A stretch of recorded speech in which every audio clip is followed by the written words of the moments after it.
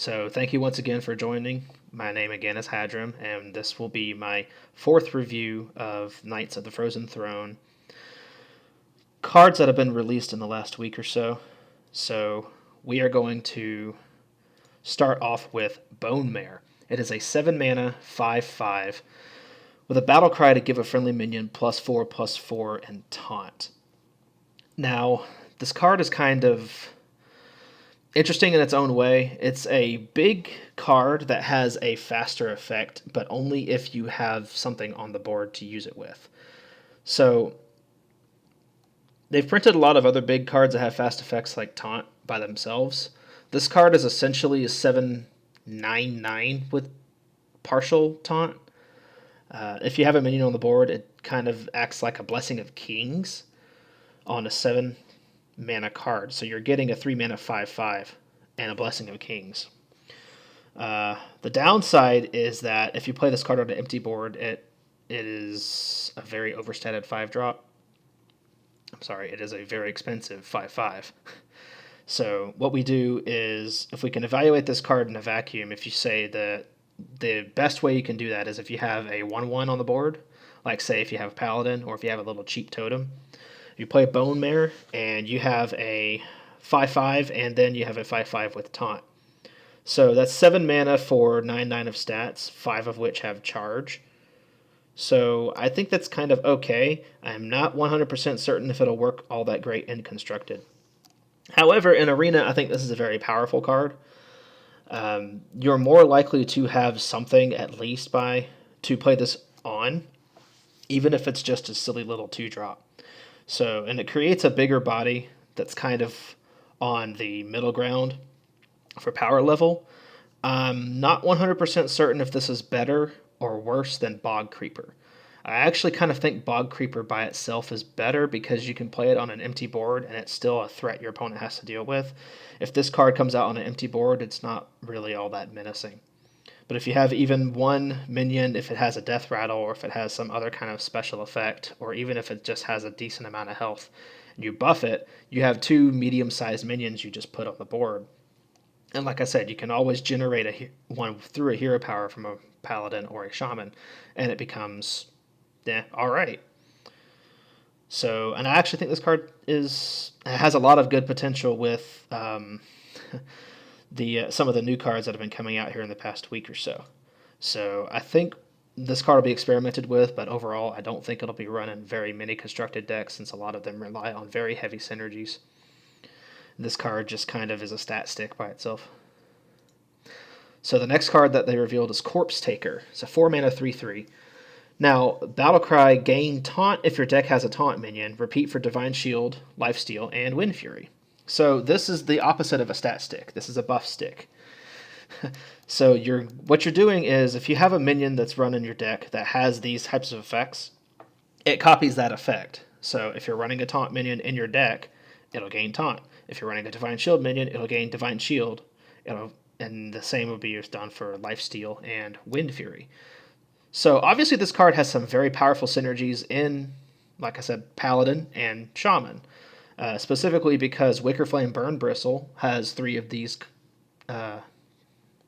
tags on it, and Alakir has 3 of these tags on it as well.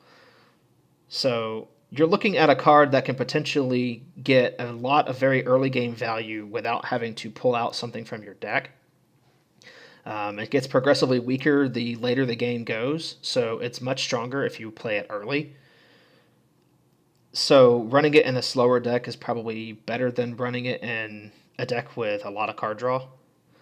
You definitely want to put this card with those minions that have more card text, or you want to just run a variety of minions that have a variety of these card texts.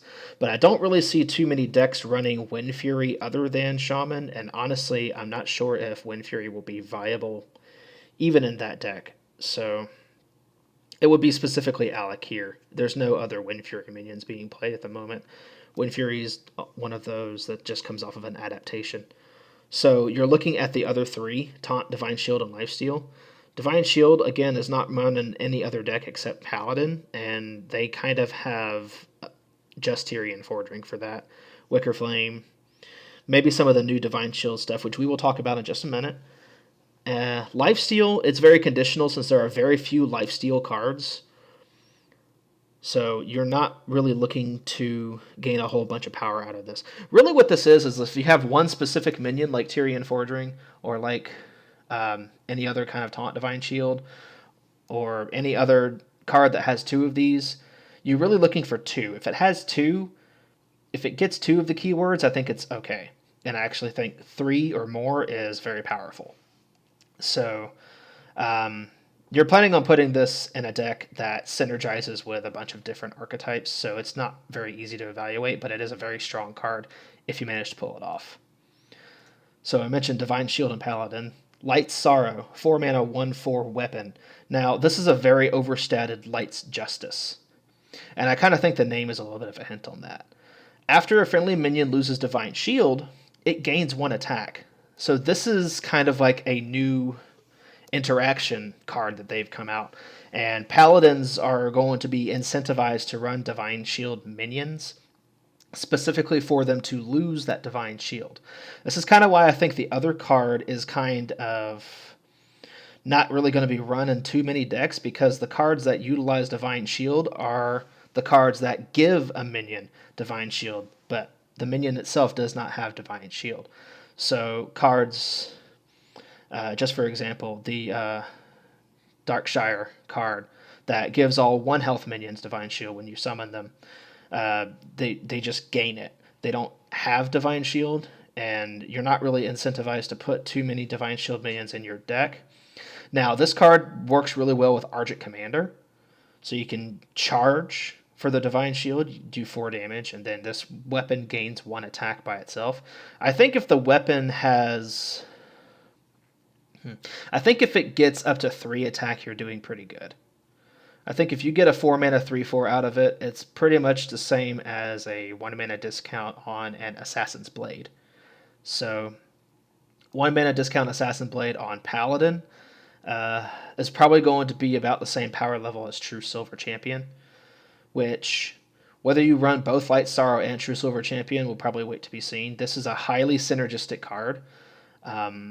Top decking this card is definitely going to be weaker, and you're going to want to run minions that have synergies with Divine Shield, not just this one. This is the second weapon we've had that has synergy with Divine Shield too. So it kind of replaces True Silver Champion in those decks, but at the same time, I think if you don't have those synergies, it's much, much weaker. So running the card, it will considerably rely on whether or not Divine Shield Paladin can actually be a thing. But by itself, it's fairly weak. But we do have a new legendary for Paladin, Bolvar, Fireblood. Now, I saw this card for the very first time, and it hit me. It hit me right here, the feels for this card. Wrath of the Lich King was my favorite expansion in World of Warcraft, and this pays very good homage to that, and I'm very excited that we have the new and improved Bolvar Fireblood. Except there's one problem. He has the same stat line, and he also gains attack, but instead of when a minion dies, it has to lose Divine Shield. But he gains +2 attack when that happens. So this is also the card that would run in a Divine Shield Synergy Paladin deck. And this card will probably be a key factor in that deck since it comes onto the board. Now, one thing that I kind of want to point out is people seem to miss the fact that it doesn't have to be in your hand. The card will gain +2 attack after a friendly minion loses Divine Shield, but only when it comes into play. It looks like... maybe I'm wrong about that. It looks like it only works when it's in play, not when it's in your hand. But it also has Divine Shield itself. So when you play the card, it's a 5 mana 1/7 Divine Shield. When the Divine Shield breaks, it becomes a 3/7 just by itself.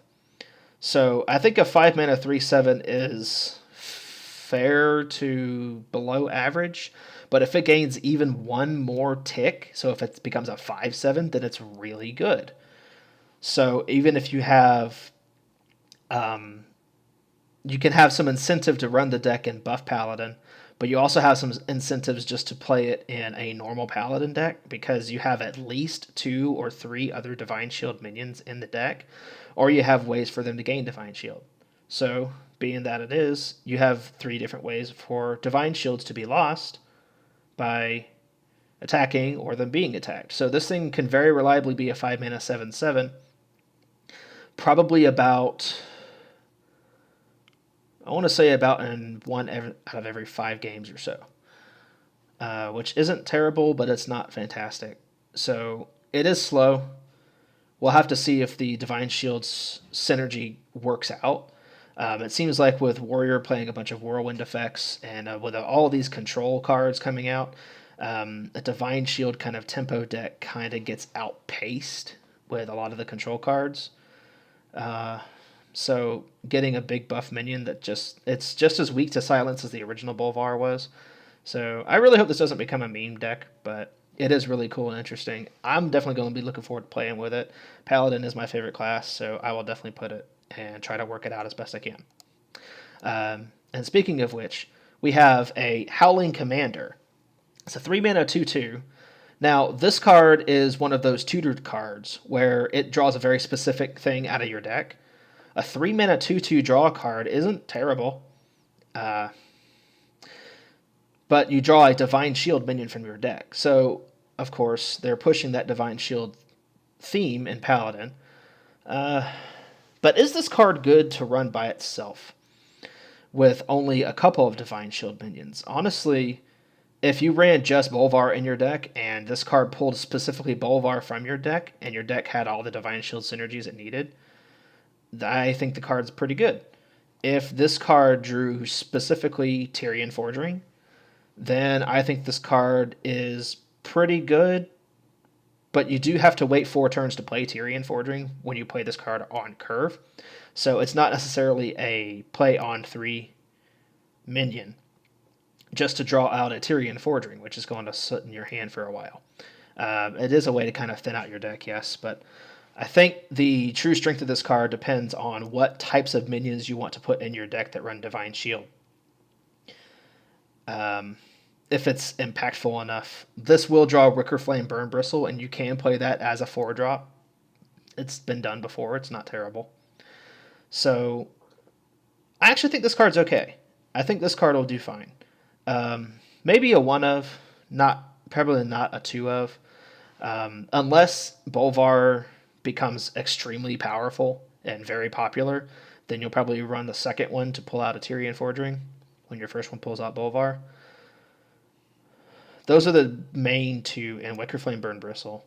You could possibly pull out an Argent Commander with this, especially if you play the Howling Commander on 5, and then you can Argent Commander on 6.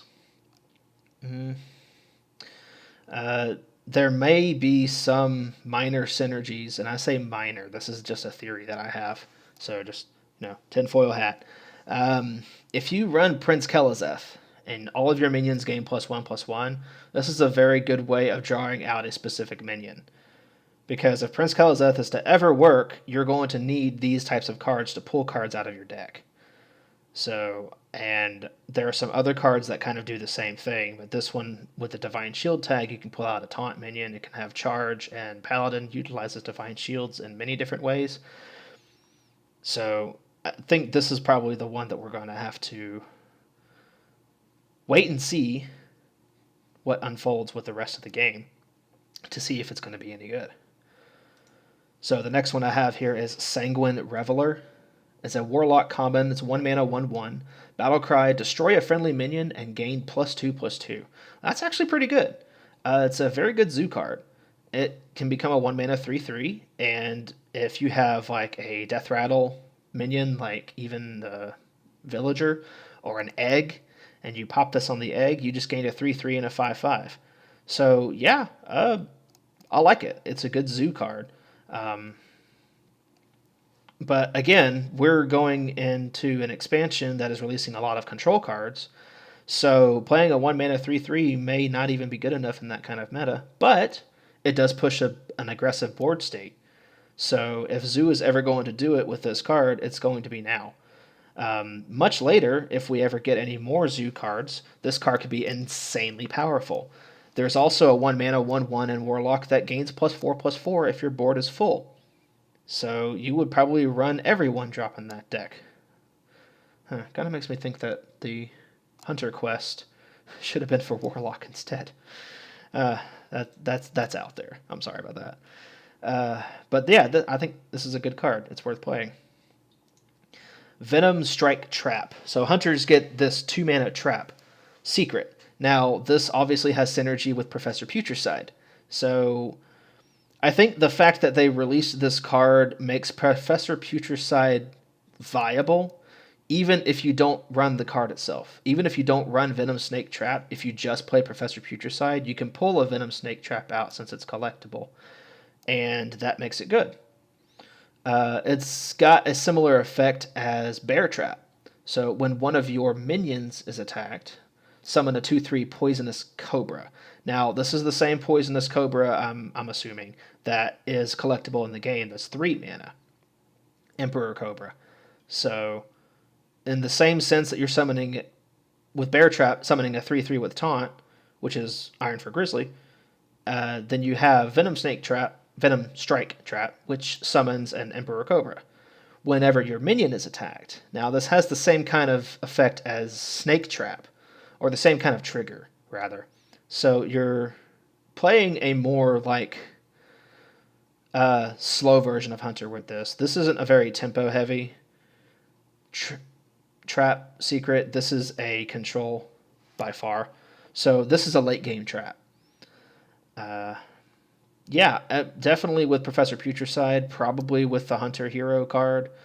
All the new slow Hunter cards that give Hunter more viability. I just don't think that archetype is going to beat these other control decks that are coming out. So we'll just have to see what comes up with this one as well.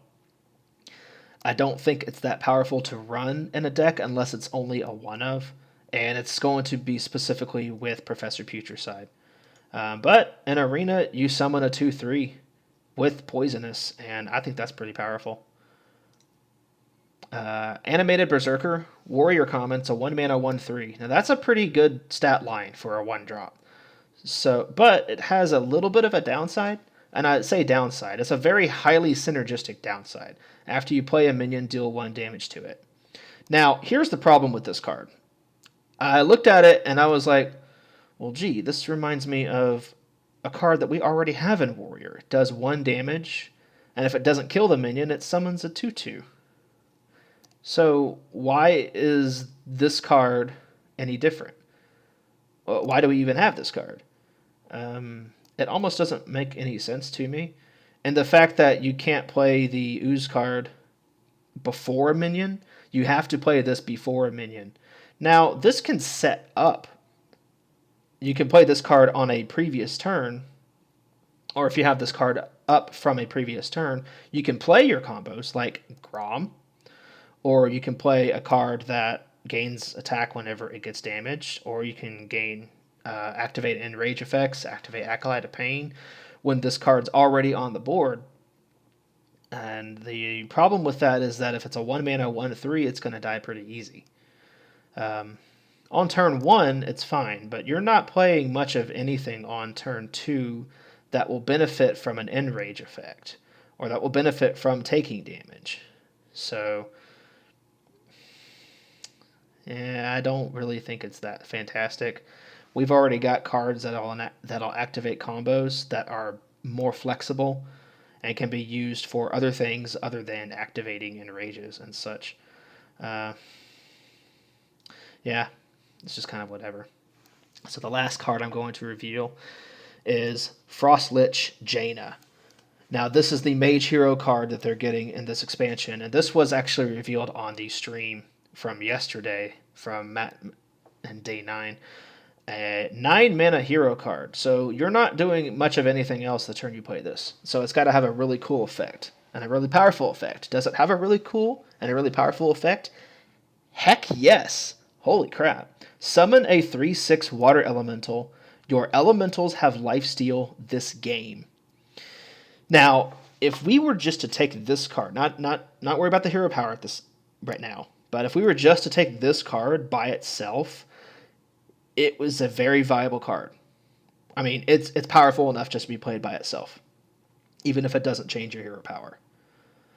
So, and the reason I say that is because of this. If you're playing an elemental mage deck, or if your deck has any kind of elemental synergies in it, you're playing things like Water Elemental, you're playing Steam Surger, you're playing Blaze Caller, you're playing Servant of Calamos, and even the small minions. But here's the thing, is that if you have any elementals on the board already, they just appear with lifesteal when you play this card. Because this is their elementals have lifesteal for the rest of the game from this point on. So all the ones you've already played, all the ones that you have yet to play, and all the ones that you're going to be summoning will have lifesteal from that point on. That is superior. That is a superior quality card. Your Blaze Caller will have lifesteal before its battlecry even activates. So you play 7 mana, summon a 6/6, deal 5 damage, and gain 5 health. That's actually pretty powerful. Now, we're talking about the hero power here. Let's take a look at it. Icy Touch. So it is deal 1 damage, and if that kills a minion, you summon a 3/6 water elemental. Yes, so you can basically, as long as your hero power kills a minion, you're summoning a water elemental every time. And that water elemental freezes a minion when it attacks, or freezes a character when it attacks, and restores 3 health to your hero because it has lifesteal. Okay, so the fact that it has both freeze and lifesteal makes it much better. And that's important because whenever it attacks a minion, it can freeze the minion. So it prevents the minion from attacking you, and it heals yourself for 3. So you've essentially doubled the heal value from that card. Bigger minions, it means much better. Because if it's frozen, it won't attack. So you've effectively healed yourself again. And if you have even 2 or 3 elementals out on the board already when you play this card, you've effectively gained... I mean, it has 5 armor, so you gain 5 health when you play the card, but then you continuously gain more health because you have elementals on the board. And this card has some excellent synergies with elementals, like I've mentioned with Blaze Caller. It has extreme AoE synergies with Baron Geddon. I mean, you're talking do 2 damage to everything, but you heal, what, something like 20? I mean, that's incredible. So you're going to have full health probably about 50 to 60% of the time when you play the card. And then from that point on, you're going to just constantly heal every time. This is a control mage. They don't have to run Icebox, except to survive to turn 9 until they can play Frostlich Jaina, and then they just heal the rest of the game. You're never going to kill this mage. It makes it a very powerful control mage. So I think that this card is definitely going to push that elemental archetype in mage by itself, just because it has some serious control value. The problem is that it loses to Quest Mage. So your opponent just runs Exodia Mage, and no matter how much healing you've done, then they just flat out destroy your face. But it is a very powerful card, and I'm very excited, and I'm looking forward to playing with it. So that's going to be all for the review of the cards. Stay tuned for the next video that's going to come out, and I will probably actually do that tomorrow. So we will see you all then for the next review.